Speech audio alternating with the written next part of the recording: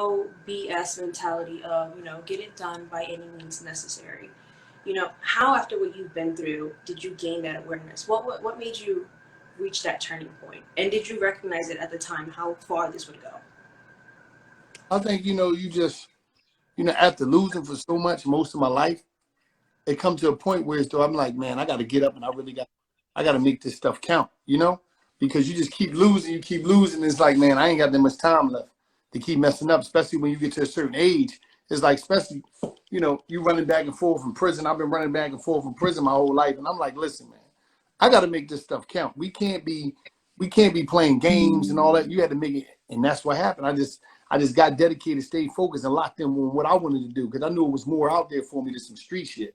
I've been operating outside of the law my whole life, and that ain't worked for me. And it came to the point, like one of my homies' moms said, if you can't do wrong right, you need to start doing right. And that's what I started focusing on, more of that. And things changed. I just stayed dedicated every day, because I believe in the 6 month, the 12 month, and the 18-month plan. If you could stick for something for that long, it's gonna pop. You just gotta stay down long enough, and that shit gonna pop. And that's how I see things. And that's what really helped me stay focused. And things started to pop, and I started to see things happen. After a while, it took a long time, but I started to see things happen, and I just stayed disciplined, even the days it wasn't, because it was a lot of rainy days. And that's now I'm here.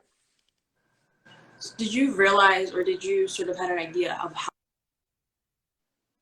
Huh? Did you have it sort of like an idea, or did you ever think that you would get this big? I don't even see myself as like most people see it. I just like, man, listen, I'm just focusing every day. So I don't even see myself.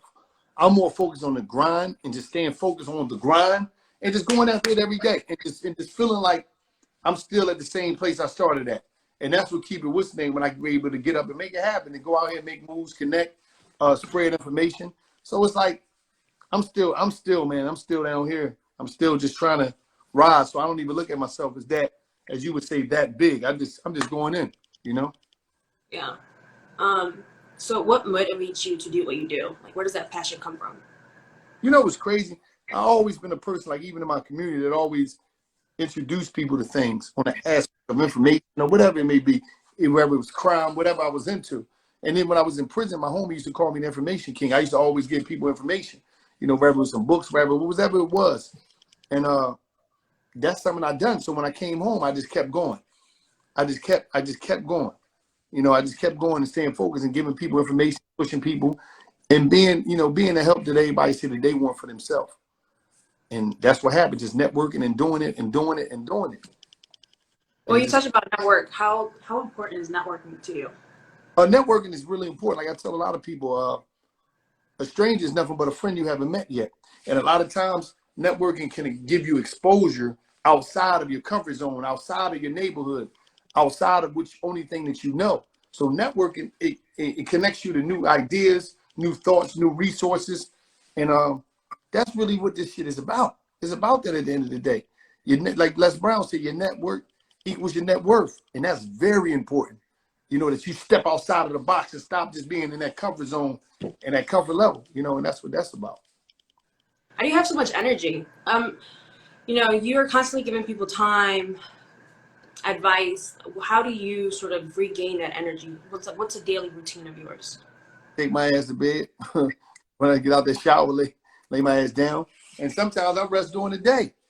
I get my rest. I got to get my rest. That's my whole thing. I got to get my rest. And that's how I power up. I power up through my rest, my CMOS, whatever else. But it's just sometimes I'll be like, man, I'm just going to disappear for a while so I can just go on a rest journey, What's a daily sort of mantra or meditation repetition that you say to yourself? I really don't say too much outside of, I ain't going to never stop. I never stop, And that's just a mind thing. That shit programmed in my mind so much that I don't even have to say nothing no more. I just get up and just go. I ain't got to say it no more. That's just in me already. I ain't got to say nothing. I just got to get up and go hard at this shit. And it's like it plays in my head. Wherever I'm listening to music, a lot of times I'll be listening to music when I'm thinking about doing whatever I'm doing. And I just go up, I just go up. Interesting. Do you think people are generally demotivated nowadays? Yeah. Yeah, you got all this stuff. You're looking at social media. Social media is, I'm talking about, people was like, people was taking a beating, man, looking at their phone, they taking a beating.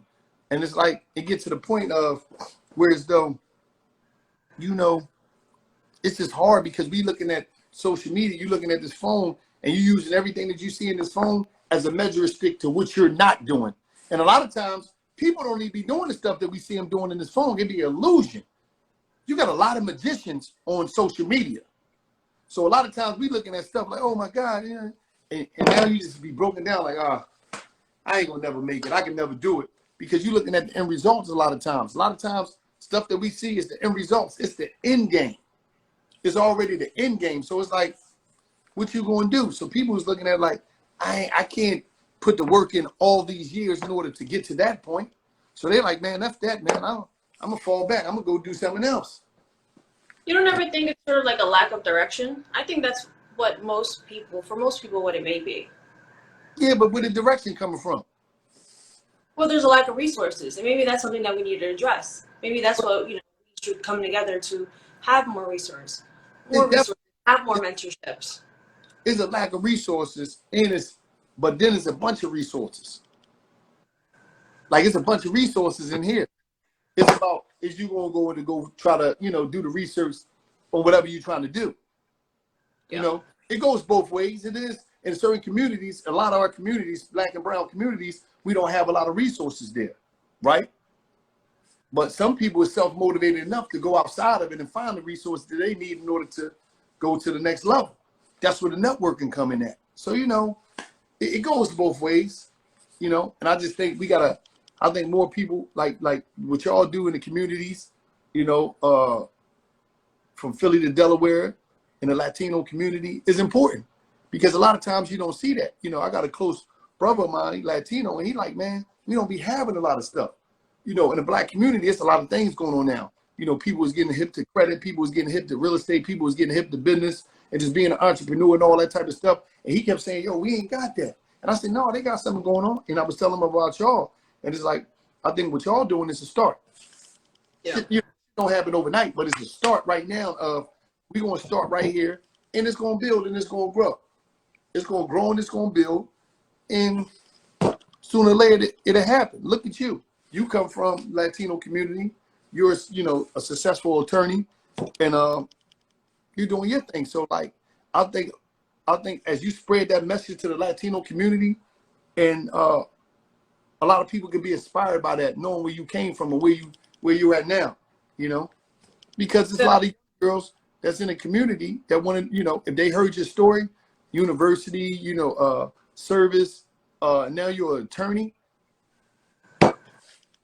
So yeah, I guess if you didn't know, I was actually undocumented until I was at the age of 18. Okay. And my mother and I, we came here when I was around 6 or 7, and we were homeless. And so for me, I heard a lot of no's growing up. No, because at that time we didn't have the benefits that most undocumented individuals may have today. So there was no college, there was no government help, there was no nothing. So for me to become an attorney was something that it was like a far-fetched dream. And so when I would tell people, they were like, oh, okay, well, good for you. Like, good luck with that. So I think what motivated me is just a bunch of no's. Everybody telling me no.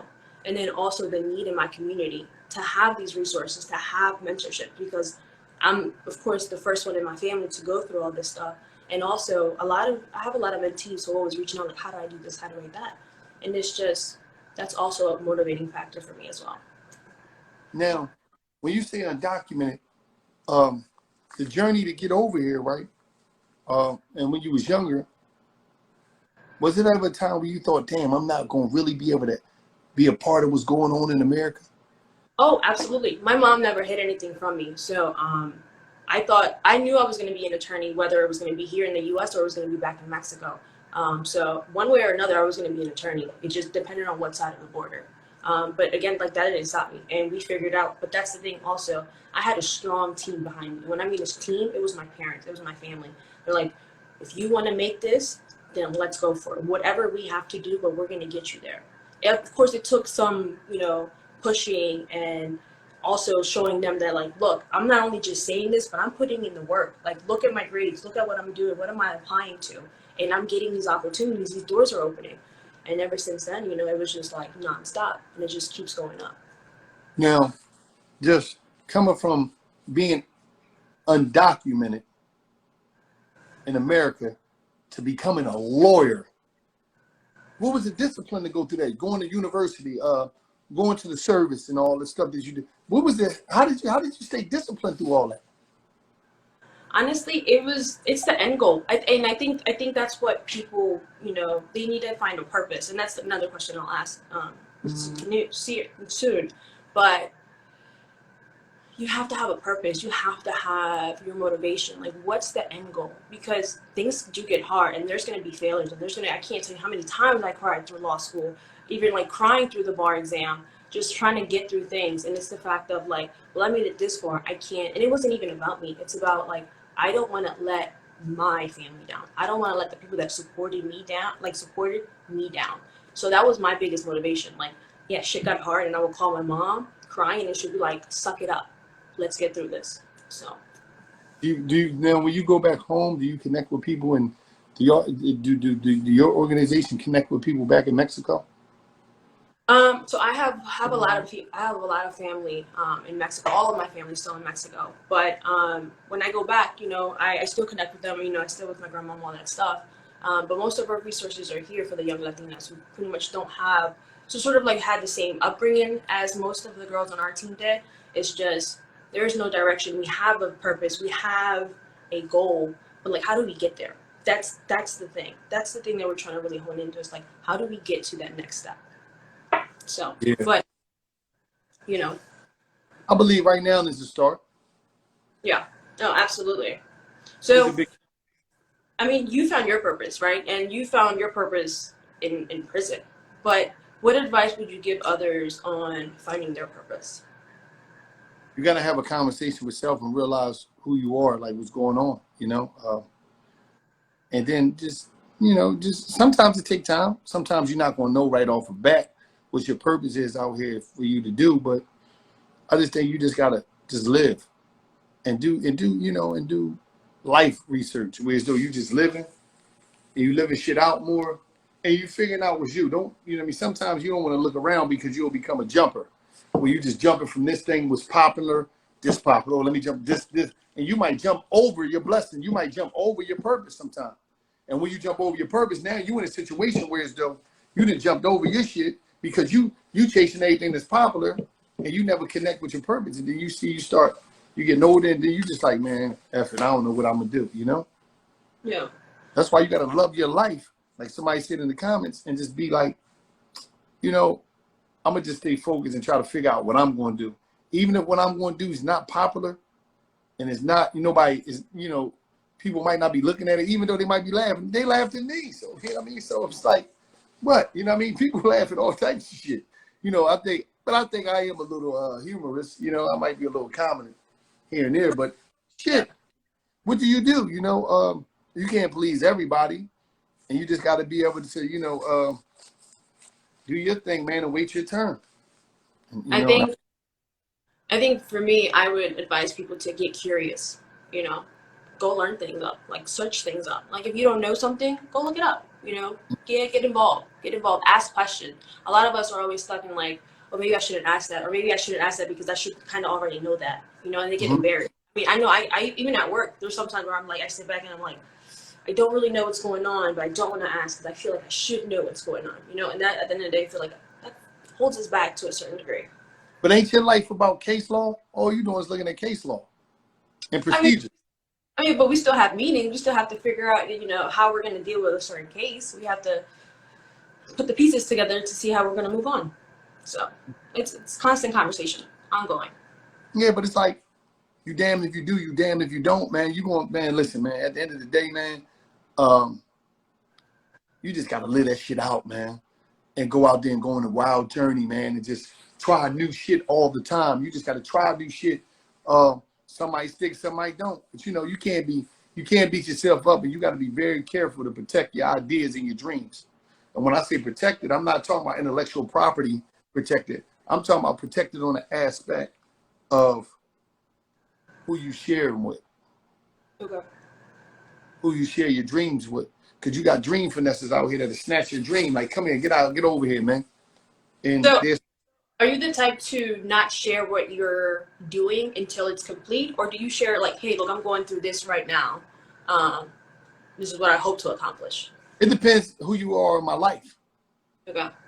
It ain't for everybody. It's just like, you know, if you somebody in my life that's important to me, I you know, and I know, you know, because me, I'm one of the people that's just, I'm real strong minded. I'm set on something. I'm going after that shit. I'm gonna go right at that shit. You ain't got shit. Everybody can tell me I'm tripping. You know what I'm saying? They told me I was tripping. Wallo 266, I'm tripping. Just being me. And people knew me. Oh wow, you tripping. You knew me my whole life, man. You know I always been out there. Fuck, you know, so you know, and it was crazy to me sometimes when people tell me, damn, you tripping, you on some crazy shit. Damn. Why you ain't never say that when I was in the crime shit, when I was doing crimes out here? I was cool then. Yeah. You ain't had no problem with me doing crime. But now I'm already doing some positive shit. It's like, oh, you tripping, you lost your mind, you on some other shit. So it's the thinking. So you gotta be real mindful of how you handle and receive people outlook and opinions of you. If you can't be careful about that shit, you'll receive somebody's opinions and outlooks of you, and that shit'll mess you up. Especially if it's somebody that's close. Because you take their opinions more personal. You see what I'm saying? And sometimes it's gonna be family, friends, associates, partners that's going, you know, tell you some shit that might affect you and deter you from going after your dream, after your journey. That's why you got to protect your dreams. You got to fortify them joints sometime, man. Oh, And absolutely. go after it, you know? Well, then let's talk about this. How important is it to have the right people around you, like your team? Teamwork make the dream work. You got to have good people around you. You got to have people around you that's going to tell you about your shit. You got to have people around you that that's going to know their role. Because I'm big on this. Know your strengths and respect your weaknesses. Know your strengths and align and hide your weaknesses. You see what I'm saying? And that's where the team coming at, the right people around you. Because when them right people is around you, they're gonna make sure shit is right, man. And they're gonna be able to take care of the stuff that you might not even have no knowledge of. You so like, all right, okay, you're an attorney. When you're in the courtroom, you can't do what the court reporter could do. Could you? Could you sit there and do that? The stenographer, could you do that shit? No. Exactly. So everybody got a different part and everybody got different levels. Like, you know, you're an attorney now. One day you could be a judge, but as a point right now, do you think you could be a judge an honorable judge in the courtroom right now? Yes. Oh, say no more. My I mean, fault. I don't have the experience yet, but you know, Okay, eventually. okay, cool. Okay, cool. All right, it ain't no problem. All right, cool. So at the end of the day, you got to think about it like this. It's like certain things, like the stenographer, the sheriff. It's certain people. Everybody got a part to play in the courtroom. The Yeah. sheriff got their part. The stenographer got their part. The United States attorney got their part. The defense attorney got their part. The bail. Everybody got their part in that joint. So it's just like that on your team, whatever your team may be. Like, okay, like your team, all of y'all Latino women, everybody got different parts. Somebody the accountant, somebody the treasurer, somebody handle marketing. You might be the PR person. You right here, you know. So everybody got a different part to play, and everybody bring a different experience, expertise. There's a bunch of women as professionals in different departments of life. So y'all all bring something different, you know. So the team is very important. Team is huge, and I say that wholeheartedly. Like without my team, I am nothing. LTN is nothing. They are some of the strongest independent women that I've ever worked with. All love to them. But let's talk about what about to those people that don't grow with you? Are they're like no longer really serving a purpose, you know, to the mission? How do you go about that? Sometimes you grow apart, you know. How do People you put, handle that? huh? How do you handle that? Sometimes it'll handle itself. You grow apart, you go in different directions. Sometimes people not a part of your journey no more. That's just what it is. And then sometimes people want to go in different directions. So it's like, what you gonna do? Especially when you're doing business, got org or life, whatever it may be. You know, it'd be sad, but shit happen, and sometimes you gotta refocus and you gotta redirect your energy, you know, the journey, whatever you may be on. So that shit happen all the time, man. You see teams break up all the time. You know what I mean? Yeah. So, but you know, you just gotta stay focused and keep going and figure it out. You know, some self-reflection. You know, Yeah. and that's how that shit go. Tell me, what is some of the best advice that someone has given you? I'm gonna say some of the best advice. It's a lot, man. I read some advice, but then you got people like Mike Tyson.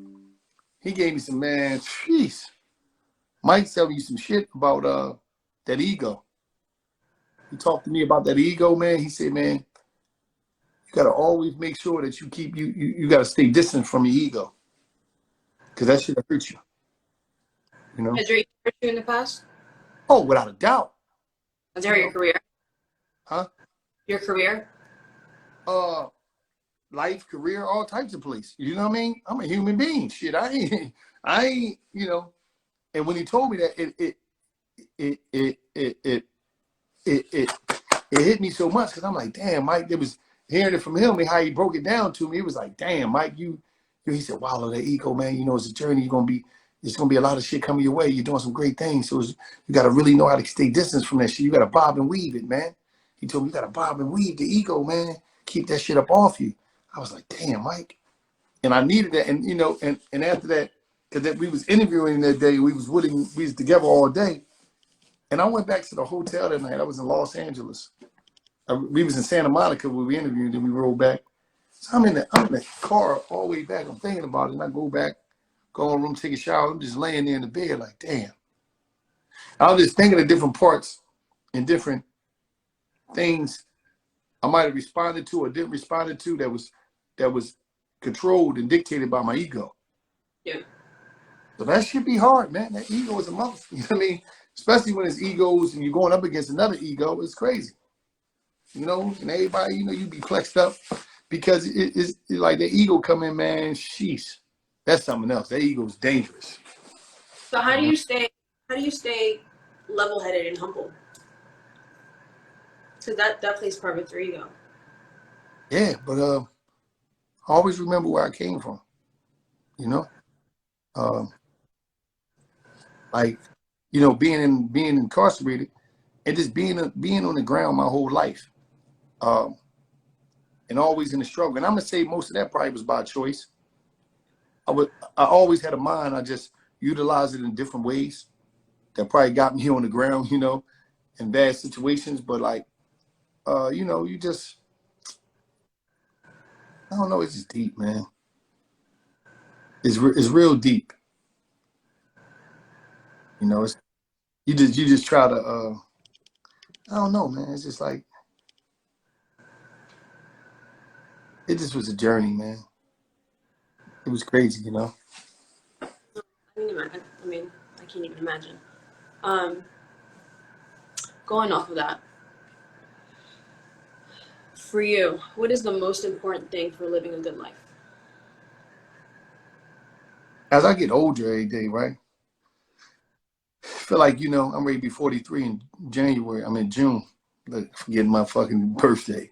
But you just want good people around you that you can trust. I think with me, as I got older, I became more vulnerable and more understanding of things. Um, but you want family, you want good people around you. Money is easy. Money is one of the most easiest things. And I used to put my life on the line for it. But now I'm in a spot in my life where as though that ain't nothing. All I gotta do is, you know, that shit come to me every day. Like it ain't, I don't even look at it like that. You know, but it's like you can have money, but to be able to have people in your life that love you, that you love, that you could trust, that could trust you, uh, and just the idea of family. The idea of family is always in my mind. You know what I mean? It's just having my own family, you know, your own family. That's always in my mind. So it's deep. You know, it's deep. You know, I be having all types of thoughts, you know, but I think that's the real idea of success and really Yeah. making it is when you got people around you that you could totally trust without a doubt. They could trust you without a doubt, and they love you. And it's not about what you can do for them. It's not about buying anything. It's not about doing anything. It's just about just a connection of a safe place. You know, and I think that's success. I mean, for me, I think it goes along the same lines. For me, family is like my biggest motivation, and not only just blood, right? My community, relationships in general, friends, and yeah, I think having that established foundation, having good people around, genuine people, people that care about you, see where you're going, Yeah. Or maybe you don't even see as much potential as they do, but they're there every step of the way. I think that's one of the biggest things. To help you stay disciplined, to stay motivated. So absolutely. All right, well, one last question for you. Before tackling, a big goal or, a next event, whatever, how do you mentally or physically prepare? I listen to music and shit. Like a lot of times I listen to music. I run the plays in my mind. I figure out what I'm gonna do. I talk to, if it's something with our business, me and Gil talk about it. We throw it back and forth. We delegate certain things. We take we take responsibility for certain parts that we gonna play. And I go listen to some fucking music and I go zone out. And it's like shit happened. Like I'm gonna go do it. Like it ain't no ifs, ands, or buts. If it's a new company venture, I'm gonna set the company up, get the trick. I'm gonna go do it. I'm gonna go get the proof of concept. I'm gonna go do it. Whatever it is in my life, I'm just gonna go do it because like I ain't gonna be here forever. Do you ever get scared of failure or failing? You ever get scared of failing? No, that's the whole part of this shit. This is how I figure out the most shit I figure out is from just trying some shit and don't know what I'm doing. Fail, what I mean? Then I'll be like, damn, okay. I might, I research it more to go ask somebody. And just because they tell me about what they did don't mean I might do it that way. So I might still got to try some shit and fail. Because the way they tell me it might didn't work, but I tried it anyway. But that's a part of the process. You're going to keep falling. It ain't about that. It's just like Kirk Franklin, get back up again. So, I'm going to get up. Shit, it might happen, but I'm going to get it off. I'm going to make this shit happen. And that's how you look at it, man. That's how I look at that shit. I think for me, so I don't know if you knew this, but I failed the bar once. And What? How many questions is that? Huh? How many questions is the bar? The bar, well, the Pennsylvania bar was 2 days. It's a 2-day exam. But how many questions is it? Oh, it's different. It depends whether it's multiple choice, whether it's essay, or it's like one big like sort of project called NPT. It's a variety. Anyway, I failed the first time, and and that was like devastating. Again, not for me, but for like my family, my friends that they were rooting for me. But the second time, like I had no other choice. I had to take it again. Like I didn't go through all this not to become an attorney. Was you slacking the first time? Was you studying that? I did. And that's the thing. We, as human beings, we always know when we're not really putting in the work that's necessary. I was slacking off. I was like in a relationship, so I was like kind of studying, kind of BSing. I knew deep down. So it wasn't really a surprise. And I knew once I was taking the test, I was like, I did not prepare hard enough for this. So I was embarrassed, but it is what it is. But the second time, I had so much pressure on me because I was going to lose my job. If I didn't pass the second time, they were going to take my job away. And then I don't know what I would have been doing. I would have been doing what I'm doing today. So for me, failure, again, it's not for me. It's because of my family. It's because of my team. So, yeah. Okay. No wrong with that. Shit. Ain't nothing wrong with that. But yeah, I guess it is what it is. But I appreciate you having me. I hope that y'all get stronger. Y'all keep educating people in the community. Y'all need to go to Badlands. Philly. Oh. Badlands. Okay. When y'all gonna go down there? That's this big Latino community down there. Y'all need to start. I can get with you afterwards and we can talk about that. I actually didn't know that. Yeah, you gotta tap into the community down in Badlands and make it happen on the aspect of like, there's a strong Latino community. The East Coast is strong Latinos communities. We're big everywhere. I think y'all need to start really putting the word out to get people that could be a part of the team. More Latino sisters within these different areas that can add more value to it and go into So that. we're always looking for mentees. We have a mentorship program. For those of you who guys want to get involved, LatinidadInc.org. On May 24th, we actually have another event. We'll be talking and discussing about mental health in the Latin community. So stay tuned. And like Wallo said, we are looking to expand. We're always looking for mentees and mentors. Wallo, thank you so much for taking No the time problem. to speak with me. Thank you so much for your time. Thank you everyone for logging in.